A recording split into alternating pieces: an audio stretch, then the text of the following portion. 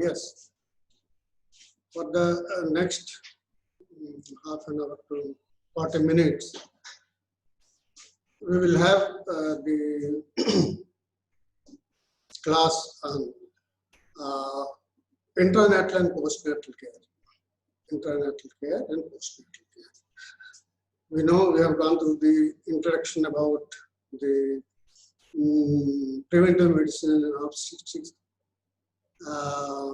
pediatrics and geriatrics. Then you had one or two classes from Dr. Kailash introducing you into the subject antenatal care. Now today we will speak on the intranatal and postnatal care. Nothing but just delivery and its problems and then health complications, etc. First of all, people think that the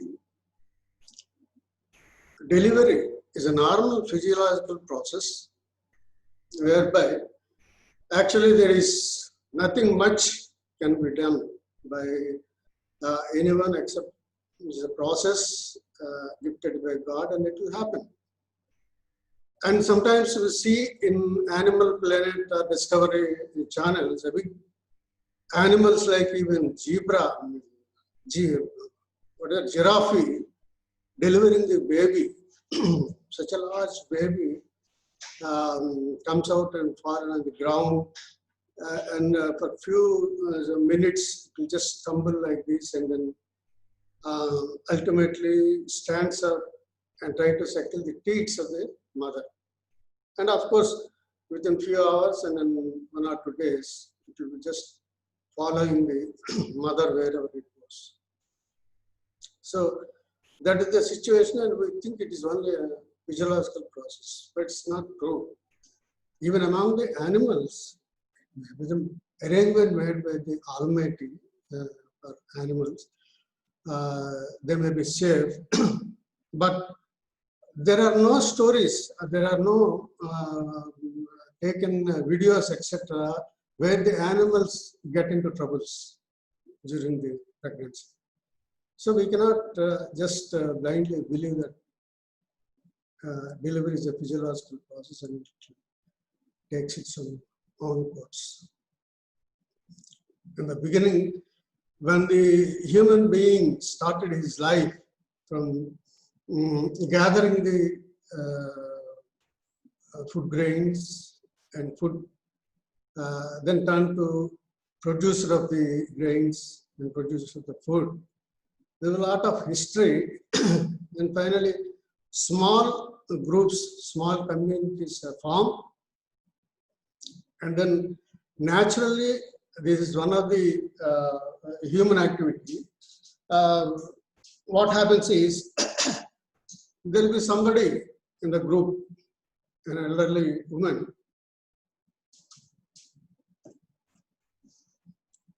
who gains some expertise,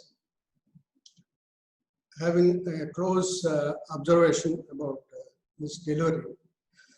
They used to conduct the delivery, and then things were passing on like that. And after that, of course, there was great civilizations, Janapadas, and then, the kings, and they have their own midwifery system. But still, in people in village, they depend upon particularly a person called Dai. Dai, probably the word is from Sanskrit, just like Dasi. Dai is also, Dasi of course is servant. It's not a very respectable job. On the same line, even Dai is also, may not be a respectable job in those days. Only few people who are belong to a certain community used to observe this, and then from family to family, this particular craft or tradition has been handed over from generation to generation. So, actually, in our country, when Ayurveda was in at its peak of development, and then all people followed the system of traditional medicine. Even after advent of the Muslim and brought the Unani medicine, the Ayurvedic doctor was called Vaidya. And then a doctor from Unani is called Hakim. Hakim, these two are the sort of professional names. Now we call doctor, but they are medical professional names. They used to observe the be there at the delivery and try to assess the mother's situation by just palpating the pulse, etc. And then this Dai used to conduct the delivery. So this was going on for a long time, and we know there were so many deaths. Even in pictures, old pictures, we see that the people, servants, used to rush to the parents of that particular house, or sometimes king, saying that we could not save the mother, but the child is alive. Or sometimes child is not alive, but we could save the mother, or like that. So definitely there was a high mortality and morbidity in case of delivery. Delivery is sometimes a life and death question of the mother. Well, when things going on like that, we had the modern medicine system after the advent of the British in India. And even then, of course, much earlier than 16th century, even probably in Europe and other developed countries also, there must be some system like us. That's why they call a term called midwifery. It is not our term. It has been brought by the British. They used to call, we used to call as Dai, and they used to call as midwife. So midwife was also a profession where taken by families and tried to attend the delivery in each family. So like that, after advancement of the scientific medicine, by the time they sort of conquer of India, they had all the modern system of medicine ready. So the specialty of delivery, specialty of very particularly obstetricians were there with them. But of course, in the beginning, it was limited to only British people and zamindars and rajas. They had royal services, but simultaneously, in each village, there used to be a Dai who has been conducting deliveries. Way back in 1945, first, before independence, because of the health system in India was so bad, some of the even English rulers, they were kind enough to go into the details and say that the density of population is very high and people are dying of number of communicable diseases like cholera, tuberculosis, smallpox, and things like bubonic plague, etc. So we should introduce our medicine even to the common people also. So at that time, first Bohr committee was constituted in 1945. Bohr was an IAS officer, ICS officer in those days they used to call, and his control number of doctors and other people constituted committee and go into the details.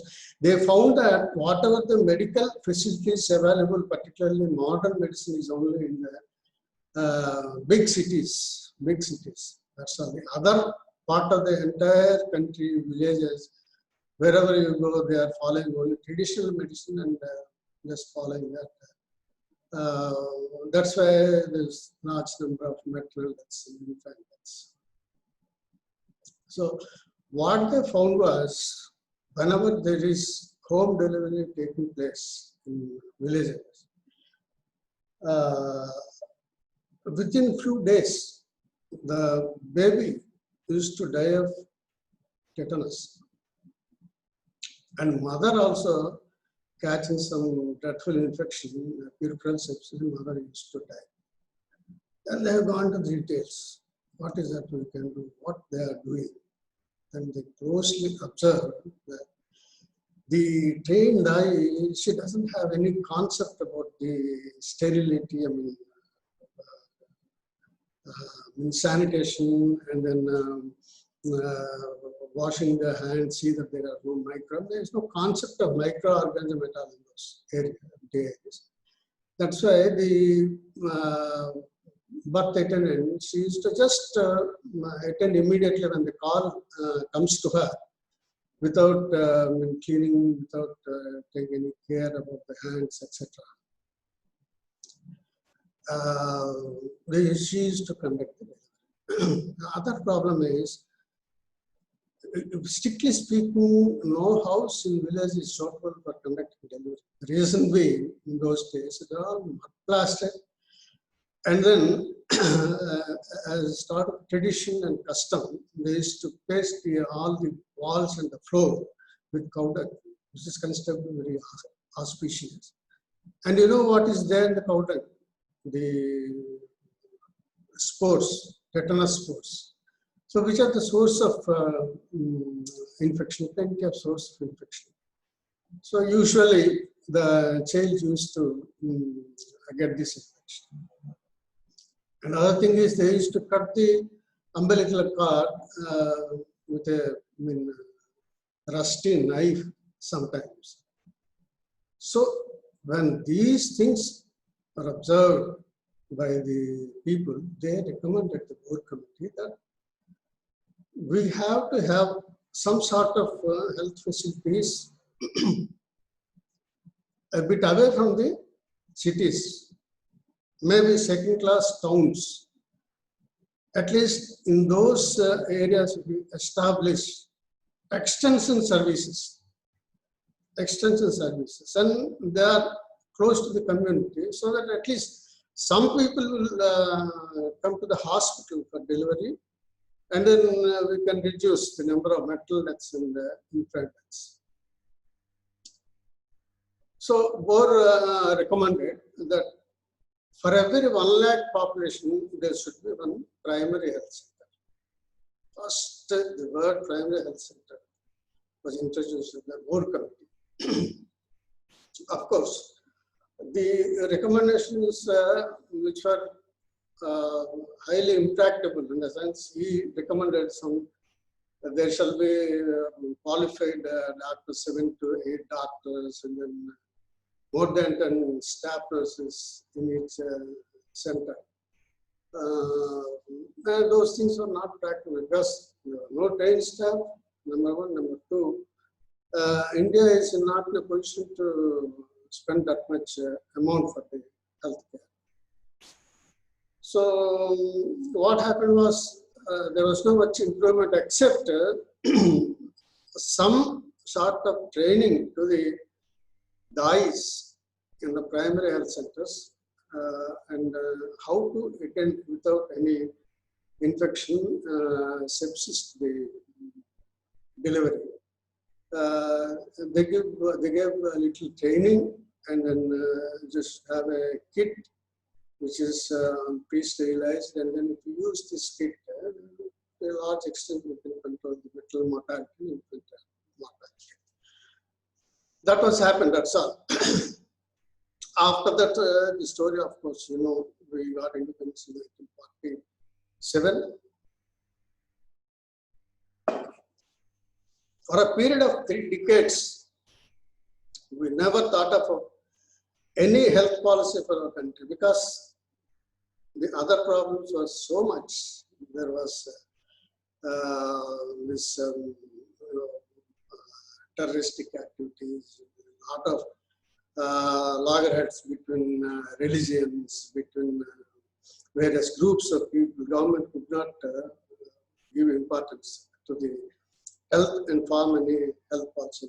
Of course, in 1976, first one rudimentary health policy was announced, but only thing is, in that particular period, they recommended that girls' marriageable age is only not earlier days 14, but it is 18. So that there will be some reduction in the birth rate and we can control the population. That's all.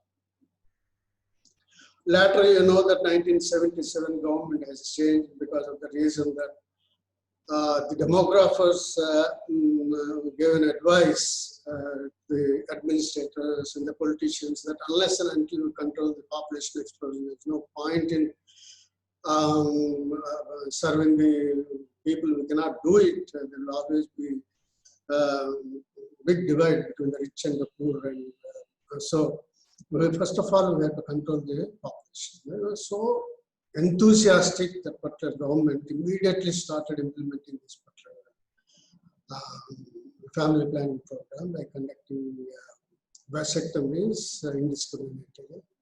And people were so disgusted with the government. In the next elections, the government lost its power, and the new government came into existence in 1977, the Janata government, headed by a different administration. At that time, we had a very good health minister called Rajna Rai, a thoughtful person. See, in those days, the country which can be compared with India in all respects, in case of socioeconomic status, in case of population number,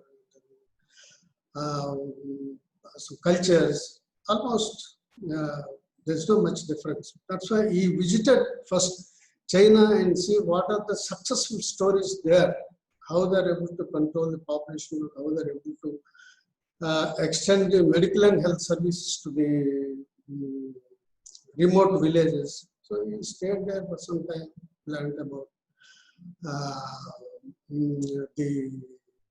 I've already told you, the barefoot doctors, the mobile medical units, which are very important, where the interior villages are hidden by these mobile medical units.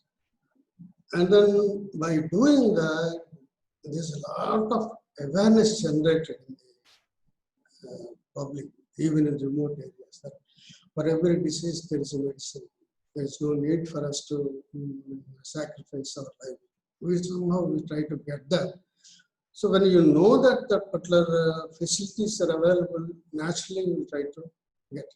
So like that, the mobile medical units have created fantastic awareness in the public to acquire the health.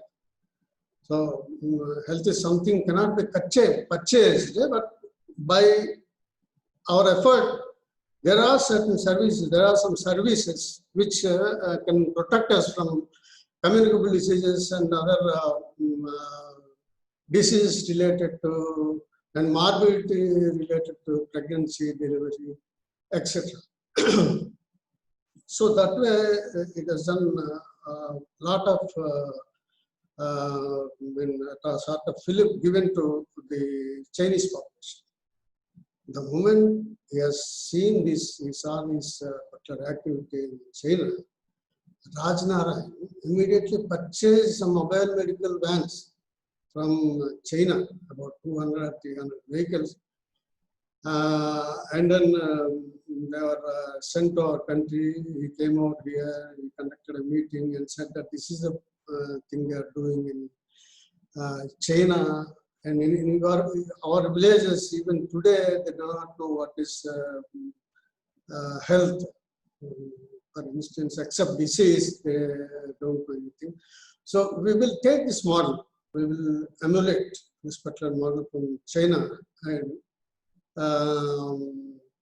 number one, there shall be somebody as a link between the government and the public, because public will repose confidence in that particular person as he is living in the same area. Maybe he is related to some of the people there, with the cousin, and then every day they see the person, they will definitely believe him.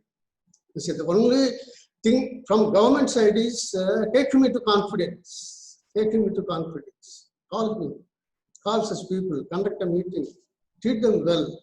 And you first apprise them what are the various facilities available today when compared to previous days. Let the people utilize them. They are free of cost. And it is the obligation of the government to provide you these services. And you have to utilize these services, be happy, be healthy, and be productive to the country. So, in that way, they have been doing much Philip for this particular program, and they have called it each person representing a village health guy. Village health guy. In your full-time worker, and there is no need for us to pay salary except identifying him, authorizing him to obtain these problems, and give some handholding.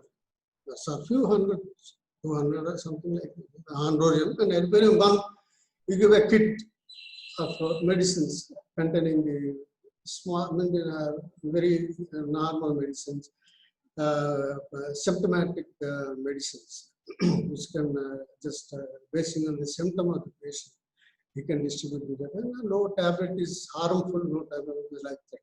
So that was one aspect.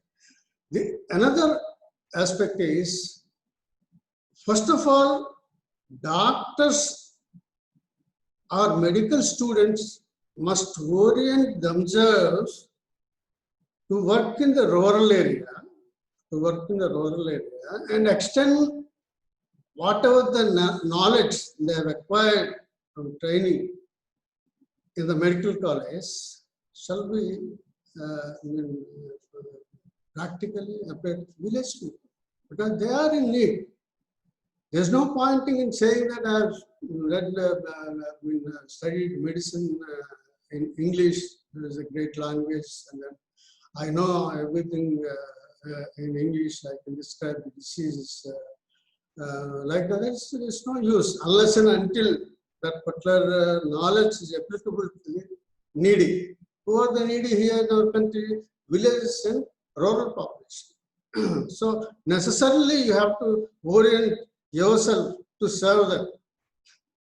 It is not an aristocracy to study MBBS and then try to sit somewhere in the patients. You expect one by one they come and you just examine sitting in the chair and collect whatever they do. That's not the thing. You see, aristocracy will not work out unless and until you identify yourself with common people in our country. Same thing is with civil service servants. You see that collector is sitting in his chambers. When you go to collector office like a king, and nobody can approach him unless and otherwise you have an appointment from him. This is all true. But when time comes, even collector goes into the villages and like this, like any other employee, he encourages the people. He will try to convince the people. He will try to convince them what are the various programs, various benefits that are given by the government. How can you utilize the best useful manner? So like that, it is not a part of story for anybody in our country, in any developing country. There is no place for aristocracy. Ultimately, you must yourself identify with the common man in the place and try to serve him with your knowledge. So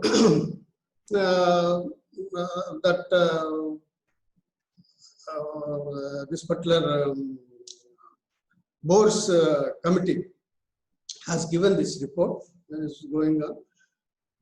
77 came, government has changed.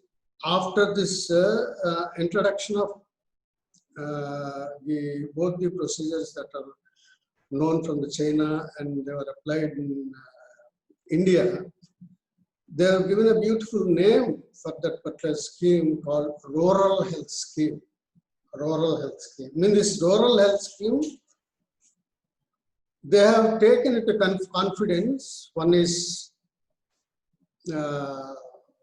health guide. Another one is DAI. Another one is DAI. We already talked about DAI. So there was some rudimentary training in 1945 of the Boer Committee, but after that there was no much persuasion for these particular activities. But when Janata government came into existence, they have taken these DAIs from the villages. They started giving training to them. And then they distributed a delivery kit, midwifery kit. The kit contains gloves, sterilized drapes, sterilized cotton, sterilized cotton clothes, and then soap and other cleaning material. And if necessary to sterilize, the sterilizer also is provided. So with these things, practically they have given some training, and that is going wonderful. And simultaneously, what is the scenario in the world? In 1977, World Health Assembly directed the World Health Organization to convey to the member countries to adopt the slogan of Health for All by 2000 AD, and the means to achieve this came out in Almaty Declaration in Kazakhstan in 1977. We follow the primary health care, give importance to primary. So in 1977, it was a wonderful year, so to say, particularly for the medical field, where rural health scheme. The scheme was found none other than by our own people, Sivas. And then the National Family Planning Program was converted into National Family Welfare Program to remove the stigma that there is a coercion measure everywhere to undergo the sterilization procedure because they have a better experience. We have changed this to family welfare program, and in the world scenario, you have Health for All by 2080 slogan, and then the primary health care approach, how to reach the Health for All by 2080 goals. Another wonderful thing is the subject, the medical subject, which was actually the responsibility of the state. Law and order and health are purely state subjects once upon a time. But today, the health is from 1977. This particular subject was kept in concurrent list and union list, and flooding the money, funds for developing the health infrastructure in the entire country, starting from the villages to the referral hospital, like teaching hospitals. So while that was happening,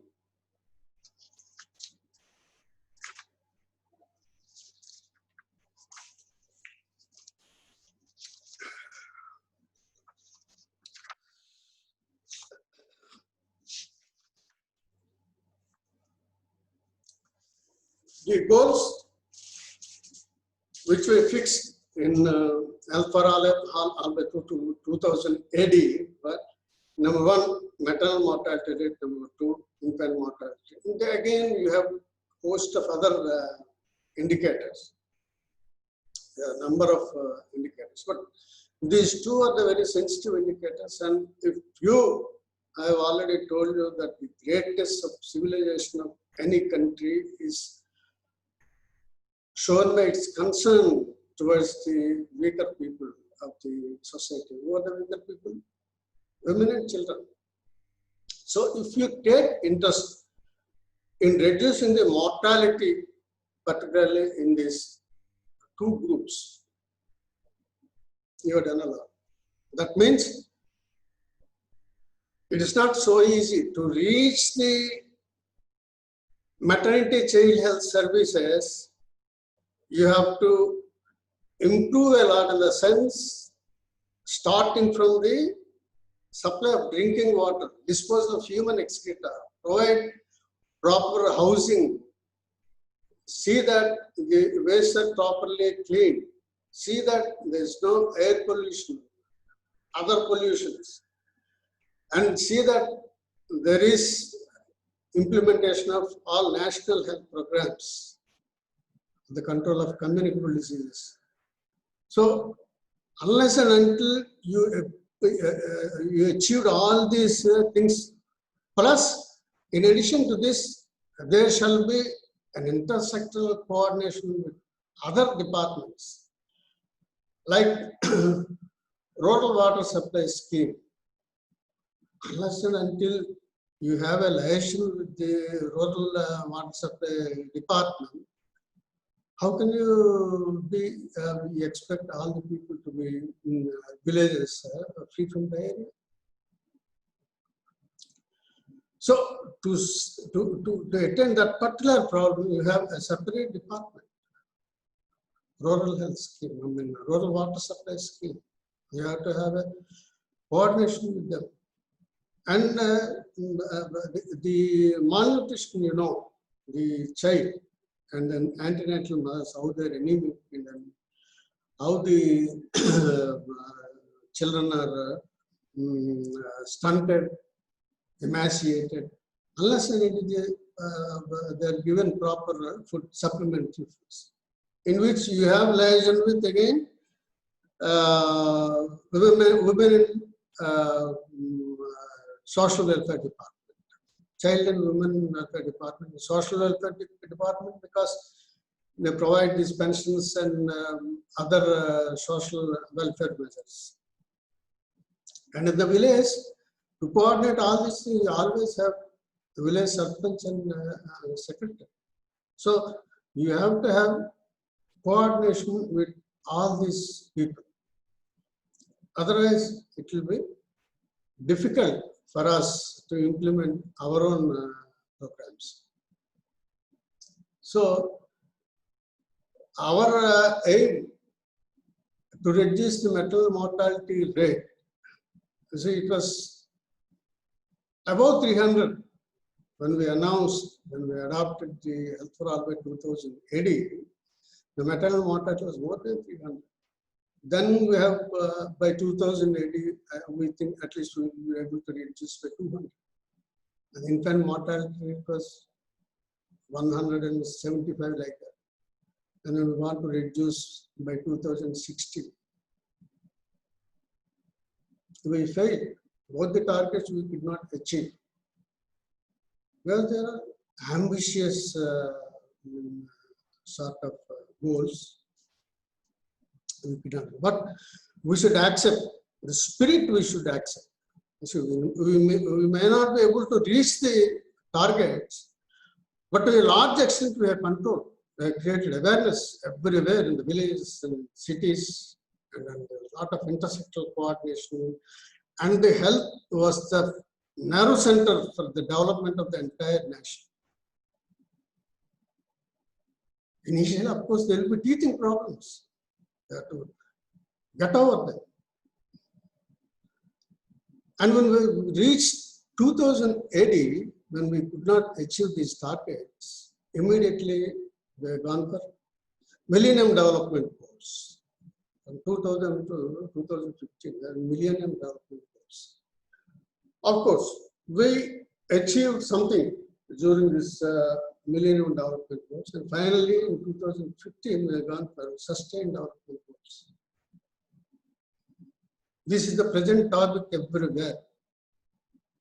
Everywhere in every ministry, every public representative, every public servant, particularly public health doctors, PHCs and administrators in the districts, they are all speaking about this sustained development goals today. and the target was by 2030.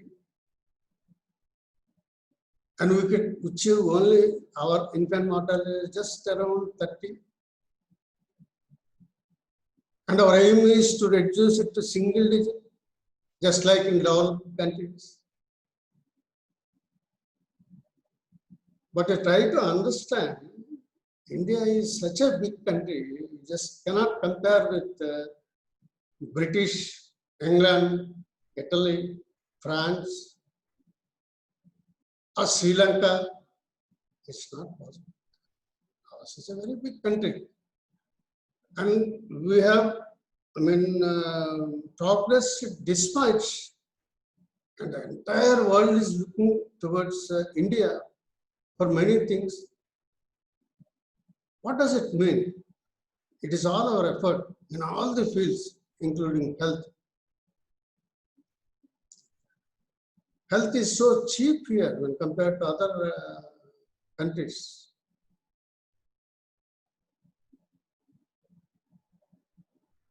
Very rarely, sometimes, you see in a family, if there is a cancer patient or some uncontrollable disease where inadvertently when they admit in a corporate hospital, they will be trapped. Of course, they will go into ducts. So for that, the present government, of course, the previous governments also, for that reason, even our state governments found certain programs like health seva, Arogyasri, etc. All these things are for that only, to relieve financial burden for the people. So the thing which is in front of us now is to reduce the infant mortality and maternal mortality. You will be surprised to know that maternal mortality is just 13 or 1 lakh live births in developed countries. Just two digits. Do you know what is ours? Ours is still more than 100, 130 or so. So can we reach that figure by 2030? We can't say. There is only just 10 years time. And the progress, we cannot say. We cannot say. And we cannot generalize also. For instance, today you have an Indradhanush program where the immunization coverage were always partial in our country. And a lot of people used to show that they have covered 90%. And the National Sample Survey, Family Health Survey, or District Family Health Survey, when they conduct it, is on 60%. There's a lot of gap. And they were correct because of the pressure over us to give encouraging figures. We gave it a coverage of 90%. It's not correct. Actually going to the community and conduct a study, it was only 60%. In that stage, probably 1914, we have in the program where wherever the dropouts are there, enlist them and try to immunize them. And this has to be at least each year 5%, 5%, 5%, that's like that. Within 5 years or 6 years, we have to reach 100%. And we're doing very well. We expect only 5%, but the latest National Family Health Survey of food, which is showing that we have gone ahead 7% we are covering. It's a very encouraging story. You see. So in the same lines, I think we will progress in other things also, that is maternal mortality or infant mortality. So many advancements are taking place, and nowadays there is utilization of this computers and tracking the mother and tracking the child, and all these things. In addition to this,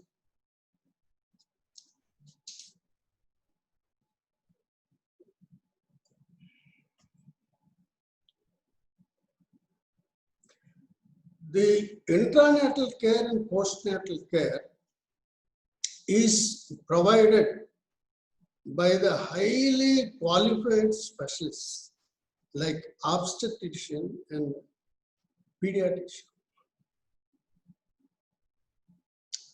Here, as a students, you should understand and try to have a concept about this particular aspect, which I'm going to tell with you for another 5 or maybe 10 minutes.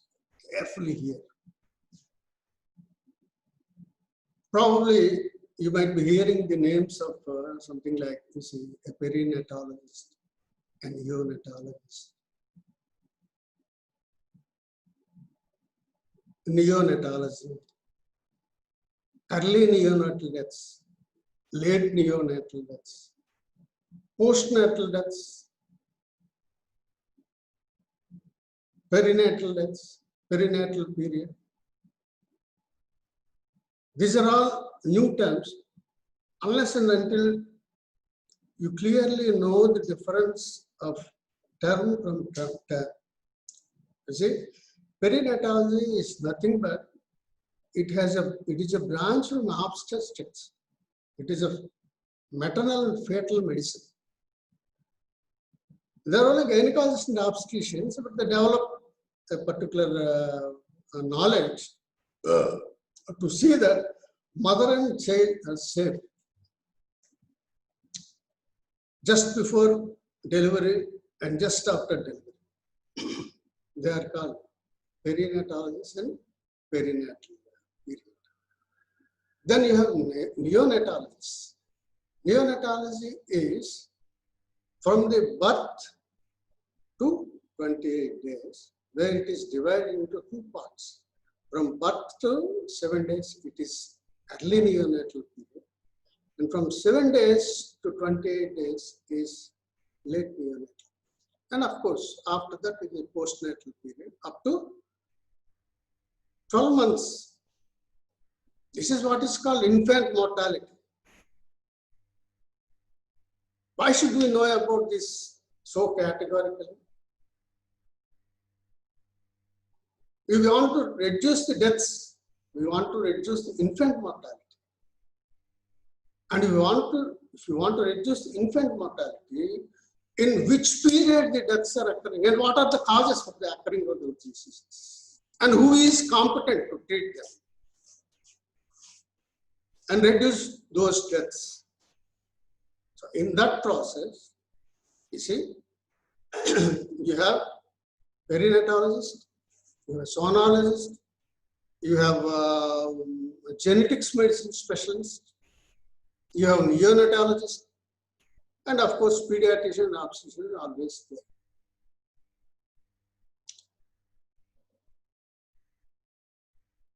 Immediately after birth, child may die. Because of what? They may have congenital anomalies. If these congenital anomalies identified well in advance before delivery by the genetic specialist,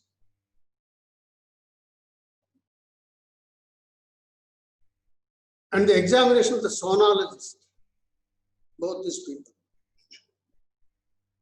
there may be neural tube defect, there may be anencephaly. There are certain congenital diseases which can be identified early before the delivery, even much earlier.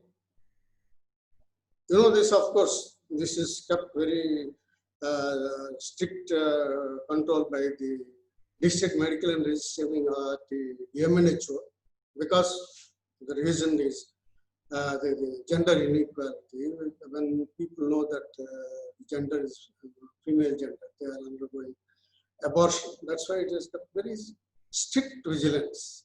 Strict vigilance. But every mother before delivery should undergo at least one ultrasound examination, whereby you will be able to reasonably come to a conclusion that there are some defects, and do amniocentesis if necessary and examined by the genetic specialist. And they say that the child may have a Mongolism or the child will have some deformities, congenital anomaly, anencefalo. So then what with the recommendation made by the genetic specialist, you are allowed to conduct the abortion. And it is the right thing. You cannot, it is not a criminal act. Because the child will become burden to the family and also burden to the society. There is no use. So in that way, we have genetic specialist, we have a sonologist, we have a perinatologist to look after those things. And sometimes, in addition to all the spectrum, you may have a dead fetus, along with the delivery of a dead fetus. We call it a stillbirth.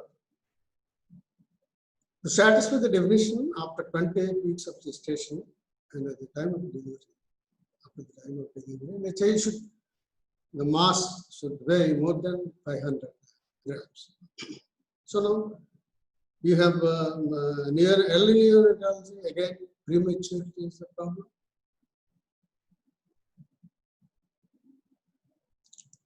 Congenital anomalies is another problem. The child may have no anus, imperfect anus, anencefalo. So these things can be there, and that's why neonatal anatologist to look after the early part of the life of the child, to protect the child. So you have to maintain the warmth of the body of the child. You should have a baby radiant warmer in the institute. Why? Because in our country, premature deliveries, premature infant, that means without completing the 40 weeks of pregnancy, and then when the body weight is less than 3 kg, maybe 2.5 kg, 2.8 kg, and that child cannot maintain the body temperature and is liable for dreadful infections, neonatal infection, the child will die. So in that case, to maintain the body temperature, in each PHC, you have baby body warmer, radiant warmer. That particular equipment must be available. And then you should have a baby corner somewhere, you see, to suck the mucus, etc., from the mouth and nasal passages of the child and immediately establish the respiratory tract, without any plugging by the mucus, etc. The child should, at least within 1 or 2 minutes, the child should cry. There is the greatest joy for the mother as well as the parents, the relatives, and as well as the staff who are working in the labor. They will be waiting for that. But yet, if the birth weight, the immediately seen birth weight, when the birth weight is not up to the mark, the child has to be kept radiant warmer to maintain the body temperature. So there comes the neonatologist. Another problem is infections. Infections by Haemophilus influenza or Klebsiella, which are very resistant type of bacteria, where they may succumb the baby unless and otherwise the child is given antibiotic or whatever is necessary as the neonatologist thinks. That treatment must be given by the neonatologist. And then that's how you will be able to reduce the neonatal deaths, early neonatal post-natal. And when we pass from the neonate to postnatal, that is from 1 month to 1 year, we have a long period where the health of the child depends upon 2 important things. One is susceptibility to the infection. Number 2, nutrition. All types of here we should have sufficient calories, we should have sufficient vitamins, we have sufficient proteins, and in addition we have trace elements, some of the trace elements. So these are the causes. If those things are not provided to the child, naturally he goes into malnutrition and have an infection. Again, malnutrition is a vicious cycle, and ultimately we may not be able to spare the child. So for these things, you have all these specialties. See how beautifully things have advanced. As a health administrator, a community medicine specialist or a public health specialist may not have an active role in these providing these services, operating these services. No, we are not trained. But yet, we have the obligation to provide these services as per the hierarchy of the various infrastructure, health infrastructure. You see, we have to see a baby ridden farmer and a baby corner in PHC and a separate room with reasonable privacy of the mother. Once when I was as a DMNHO in Kadapa, the principal secretary came to visit our district and followed us. She has taken us to some PHC where she immediately wanted, where is the labor room? And there the medical officer very active. She invited the madam and then showed this is our labor room and this is very radiant corner and this baby corner. There is all this equipment, mucus sucking, and then we have the suction apparatus. This is the labor room, labor table. Everything is shown. So I was very much impressed. She was also impressed, but she said ultimately, so you have not arranged curtain to the door where the privacy of the mother is affected. Of course, in a lighter way, she didn't take it as a serious thing because the doctor was so brilliant and then explained everything. Naturally, she has to accept it in a lighter way. Finally, she has to comment something, and she commented that. Then onwards, I said she has not seen the other way. Other side is a window where the doors are open. And I told her to be careful. We raise curtains here also and then the door also. So like that, as a health administrator, we have got the obligation to provide what are all the things which are necessary at the PHC level. And then when the child and mother are referred to higher center, first higher center is community health center, where you have at least one gynecologist to be there. So, of course, definitely they will have better skills, and there they have got baby stabilizing sort of equipment to stabilize the baby there. They will be able to treat asphyxia. They will be able to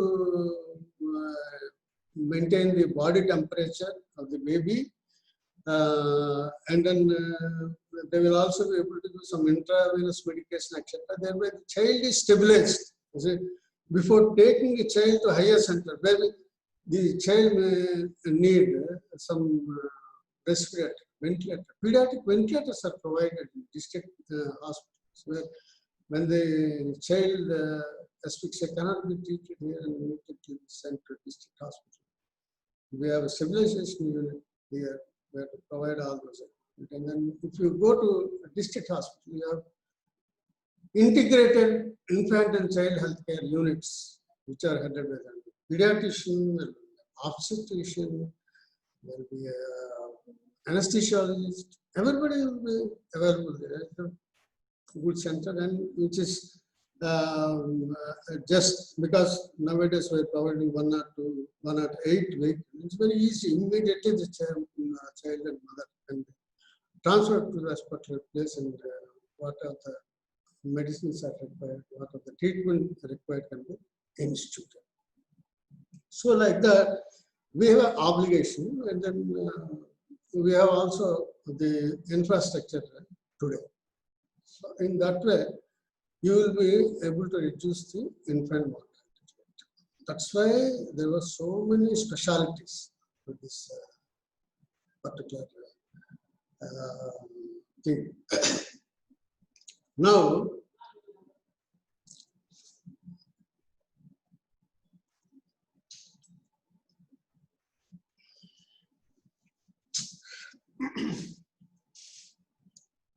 you see, we have come to the end of our lecture. Intranatal and postnatal care. The objective is to see that the mother and child should get only with minimum injuries. Both of them should be protected, both of them alive. There can be some sort of troubles, but only minor injuries. They should come out with minor injuries. That is the objective. And even till today, we cannot do away with domiciliary midwifery services. We say that domiciliary midwifery service is the cause for the rise of infant mortality rate. But what?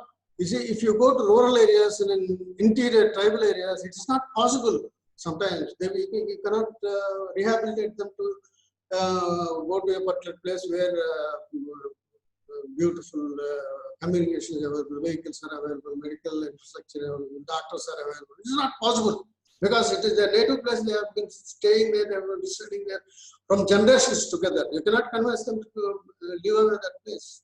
It is your responsibility to see that some sort of medical services are established in the particular area. They will not come back. You cannot force them to come to the city. In those, at that time, it is our responsibility. It is our responsibility to see that this trained midwife shall be available. Shall be available. There with the sterilized equipment, sterilized this delivery kit, which contains, just now I told, all those things.